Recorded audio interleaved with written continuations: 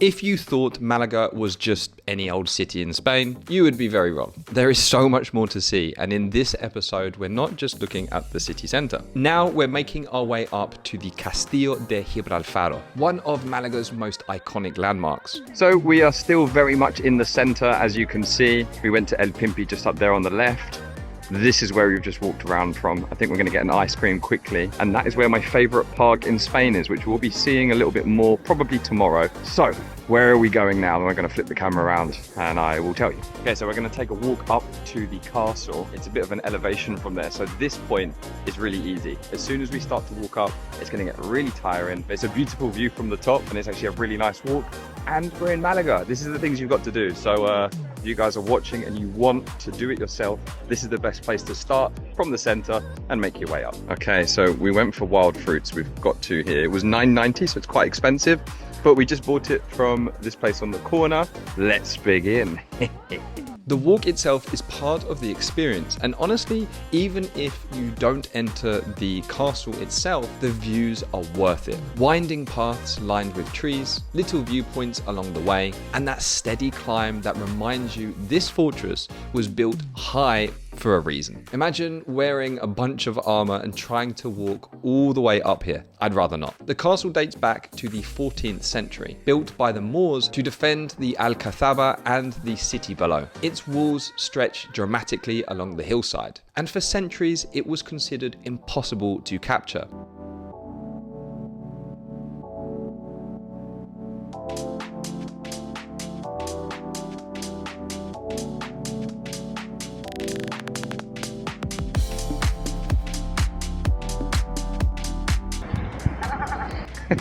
Don't laugh at me. Where are you going? And here we are, finally making it to the top. Once you reach the top, you are rewarded by the most beautiful view. From up here, you can see the entirety of the city of Malaga laid out in front of you. The bull ring, the port, the cathedral rising above the old town, and on a clear day, if conditions are perfect, the distant Sierra Nevada peaks. It's one of those places that really shows you how Malaga is a meeting point of history, sea, and sun. So basically my favorite things. Can we just mention, this time last week, I was recording my Benidorm video and I walked up to the top where the Benidorm cross was. So yeah, I've done a lot of exercise recently and a lot of traveling.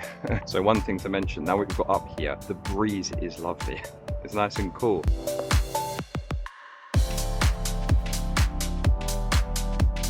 We have made it down to somewhat flat land now. We've got a little bit of way to go. So we have finally made it to the bottom and we've made it outside the Alcazaba, Teatro Romano.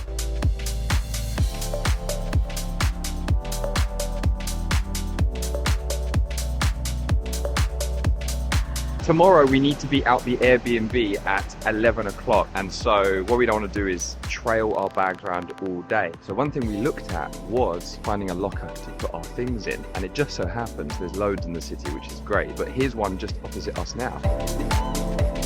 So we just popped to the supermarket, we've got food for tomorrow, which is good.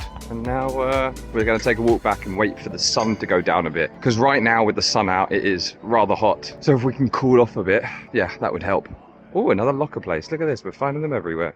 So as you heard, our plan was to head back to the Airbnb to cool down because honestly, the sun was just too much. But I think this might have been the hottest Airbnb I've ever stayed in. There was no air conditioning at all, just a couple of conventional fans. And because the sun was hitting the side of the building all day, the place just kept getting hotter and hotter. The real problem was airflow. The Airbnb was basically one room with a bed and a small kitchen, plus a bathroom, tucked away at the back with no windows. The only opening was a single window and the front door, but the door opened straight into a shared square. For security reasons, we didn't want to just leave it open. So you can imagine how stiflingly hot it was. It therefore felt more like a sauna than a summer getaway. We were therefore eager to get back out once the sun had started to drop, mostly for our own sanity more than anything else. As we headed out, we made our way to where most people go for dinner. But first, we wanted to check out the flamenco festival. I've spoken about flamenco before in our episode in Sevilla, but it's such a huge part of the culture here in Andalusia, and Malaga is no exception. We wanted to experience it firsthand before sitting down for dinner.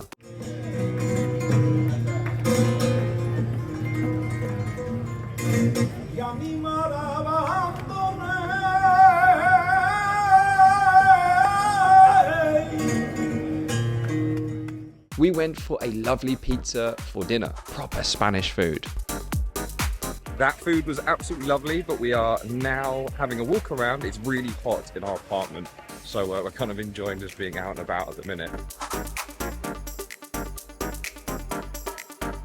And that concludes our first day here in Malaga. In our second day now, and we are dropping our bags off to explore the city for the day. And in the evening, we would be taking our flight back to Valencia. Okay guys, we just left the Airbnb and oh wow, it's amazing to be outside. It was so hot in there. That has been one of the most brutal nights I think I've ever experienced. Outside, lovely. It's lovely right now, but our plan now is to find a locker and then we're going to continue the adventure all the way to Pedregalejo, where we're going to see a load of things on the way. So I look forward to showing you that. So we have just dropped our bags off at Lock and Relax. This is like super close to the center, and it seems like they're in a really good position because you drop your bags off here and then the train to get to the airport is just up here, and it's like a 5-minute walk or something like that, not even that. So yeah, super convenient. But we have an adventure today, and so of course I still have my bags on me, some of them, just a smaller bag and not a massive rucksack. As we walked through Parque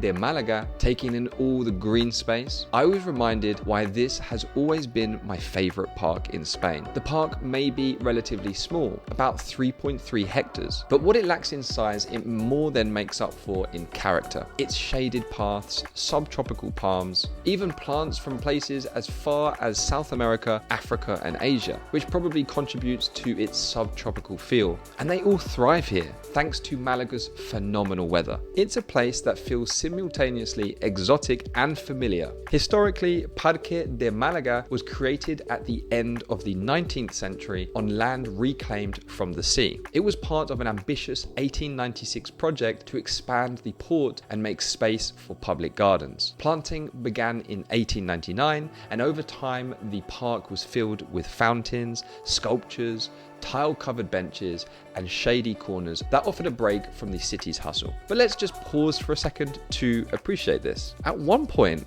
this was literally part of the seabed. That's crazy, especially when you think about how far the coastline is from where we're standing now. At the same time, it explains why the park feels so lush and green today. For me, even in winter, walking through here brings a special kind of calm. Warm sun on your face, the scent of subtropical blooms, birds chirping, and that Mediterranean subtropical feel in the air. I think it's fair to say at this point that Parque de Málaga is Malaga's response to Torilla Park in Valencia. So maybe they didn't need the Park River after all. And this is exactly what I was saying before. It would be a bonus if they had one. I have spoken about this park before, but it's actually my favorite park in the whole of Spain. And the reason why I love it so much is it kind of has a Mediterranean subtropical feel. If you're in Malaga, highly recommend check out Parque de Málaga. So these were the beautiful buildings we saw yesterday as we were walking up to the top to have the really good view. But yeah, just to see it from lower down, you can see how beautiful and green it is down here with the park. And they actually have a little stadium thing here. And I think the last time I recorded here, actually, this was filled. And I found it very difficult to record because I couldn't hear myself. They normally have events going on here. You can see there's the stage there. As we leave the park, we cut through to the port. Here we are entering the kind of busier area now. We've got all these restaurants here and bars, people enjoying themselves, and then a bunch of shops here. And we're going to continue making our way around. But yeah, this is a great place during the day. If it's super, super hot, just come here, have a drink or grab a bite to eat. And one thing we just spotted before, if you look up there, you can see that's where we were yesterday, viewing over the city of Malaga.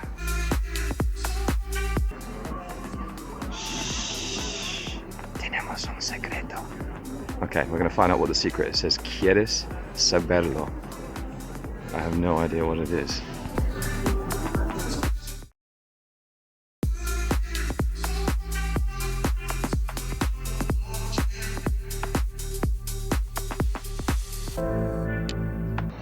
the Malagueta sign as we walk past. Fun fact, I used to run here every Sunday from Pedregalejo. There's the Malagueta sign.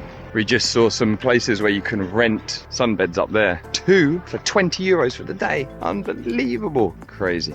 With the beach just in front of us, we're taking a slight detour. We've just crossed the road and we're heading up this way, and I will show you why shortly. Now, this is a detour off the beach worth seeing, especially if you are British. We're walking up to the Cementerio Inglés, the English cemetery here in Malaga, a peaceful, fascinating spot that holds much more than just tombstones. This cemetery was founded in 1831 by William Mark, the British consul, after he saw how Protestants had no respectable place to be buried. They weren't allowed to be buried in Catholic cemeteries, nor in a consecrated ground. For the people of the time, it was almost unthinkable to suggest anything other, but the reality is that bodies of non-Catholics were buried at night on the beach, upright, vulnerable to the tide and the elements. So William Mark lobbied the city and land was granted outside the old city paths, and this place was born. Inside,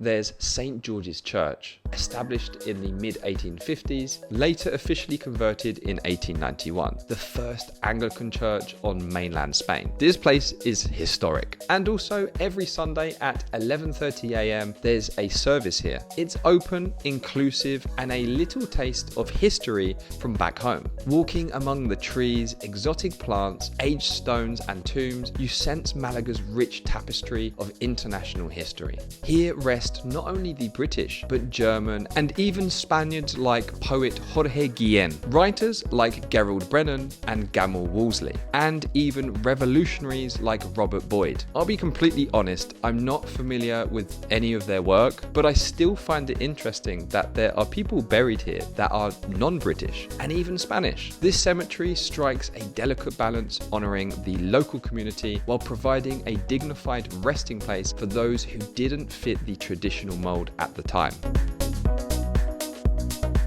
We're waiting to cross the road. Why? Because there is shade over there, and on this side, well, there's just no shade.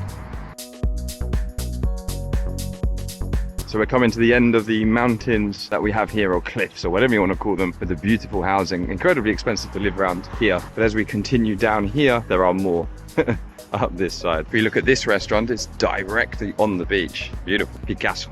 And of course, Pablo Picasso is from here.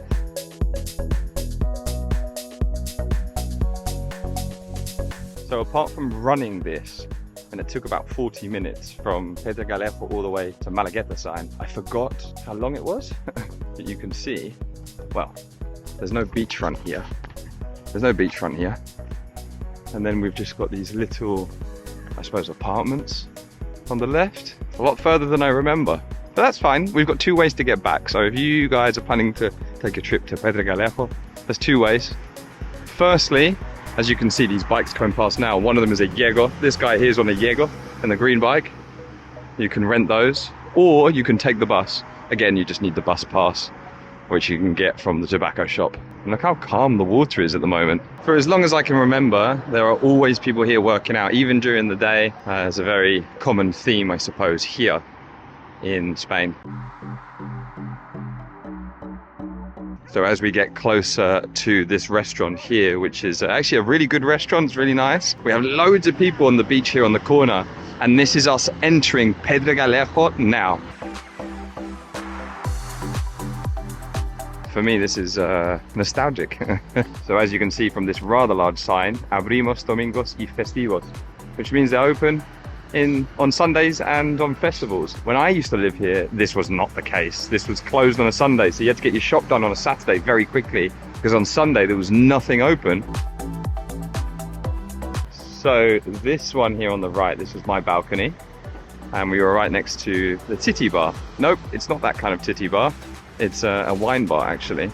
So yeah, I used to open up the balcony door. I would listen to the sound of flamenco music. Beautiful. As we stroll through the picturesque streets of Pedregalejo, the transformation is palpable. Once a humble fishing village, Pedregalejo has evolved into a vibrant coastal neighborhood that retains its authenticity and charm. This area is renowned for its traditional fishing boats known as jabegas, which line the beach, and the inviting chiringuitos or beach bars that serve the freshest seafood. The scent of grilled sardines fills the air, and the sound of waves from the sea is music to my ears. Pedregalejo offers a laid-back holiday vibe that's a welcome contrast to the busy city centre. And then just a short walk along the coast brings us to El Palo, another neighbourhood steeped in maritime history. Originally another fishing village, El Palo has managed to preserve its traditions and local character. Interestingly, here they also celebrate Hogueras de San Juan in their own way, just like in Alicante, Benidorm and Valencia. They call it Fiesta de San Juan